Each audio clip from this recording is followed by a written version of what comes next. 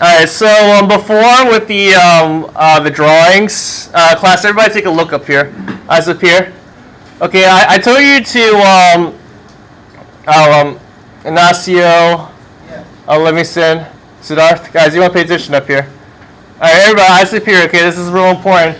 Alright, so originally I told you guys to start with the background and work your way up to the foreground of like the, so you start with the background, then the cylinder, then the sphere, and then the cube. Now the reason why I told you guys to start off that way is because every layer that you keep adding, so like for example I was to draw this shape here,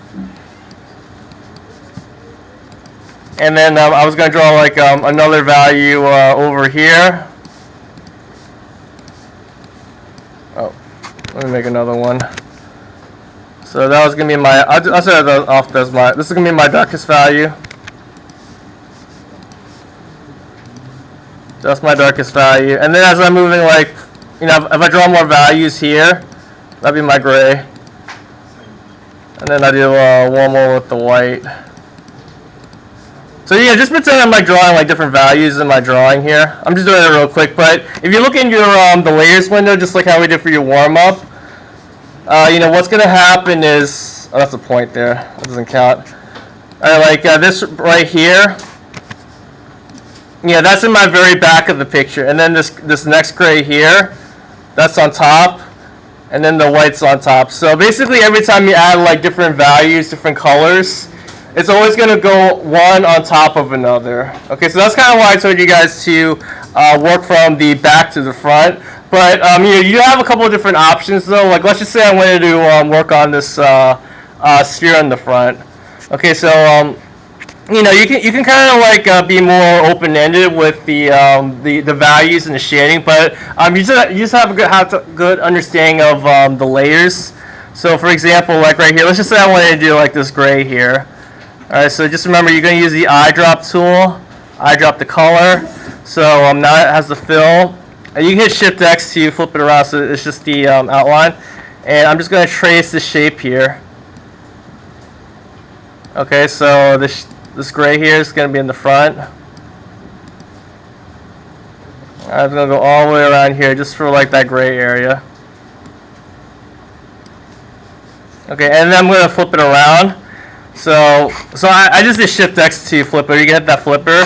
But now I just screw the gray area here, the dark gray.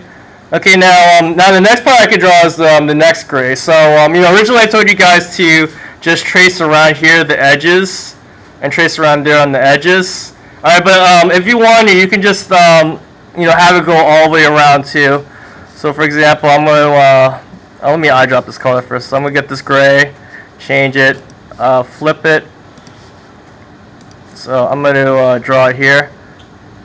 So using the concept we learned for your warm-up today, you can actually just draw this gray shape all the way around. So you can draw it all the way around. Yeah, it's going to cover the dark gray here, but we're going to do something that will make it flip around. So like right here we flip it and I lost my gray. That's okay if that happens. What you're going to do is you're going to go to your layers where your values are, and just like what we did with your warm-up, we're going to move the gray here and we're going to move it down. Okay, so now this darker gray is on the top and it's overlapping the lighter gray. Okay, and you can do the same thing with this this light gray here. So like my next value, I'm going to work on this gray here, the lighter gray.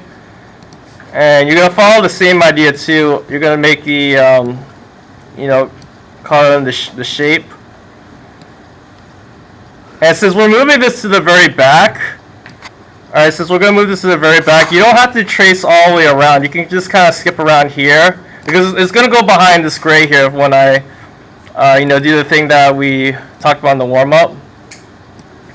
So like, I have my gray here now, and I'm going to move this down to the very bottom. So it's going to go behind everything. Okay, so I think this is a lot easier to do than trace it exactly on each line.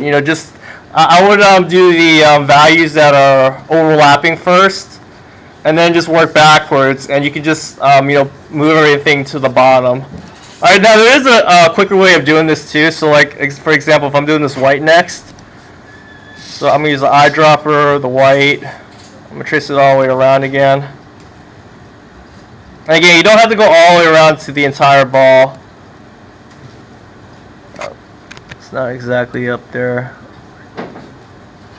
Okay, and then the quicker way of doing this too, so I'm just going to go all around, connect it. Now there's even a quicker way than just dragging it down here. If you right click on the mouse on the shape, whoops.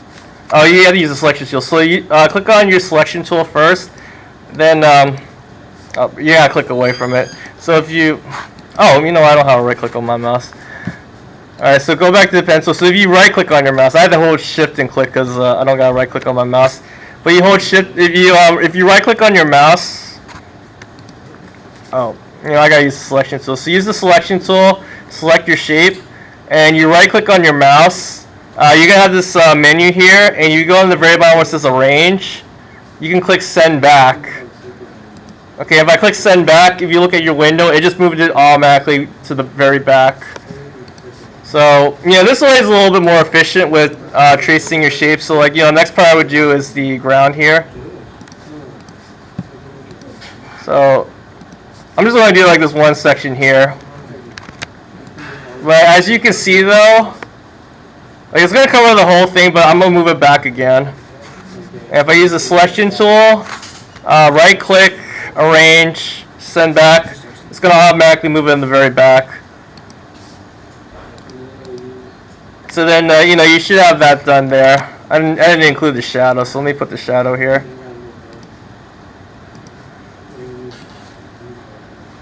But if you use this method, though, it is a little bit more efficient than, tracing the lines exactly as is.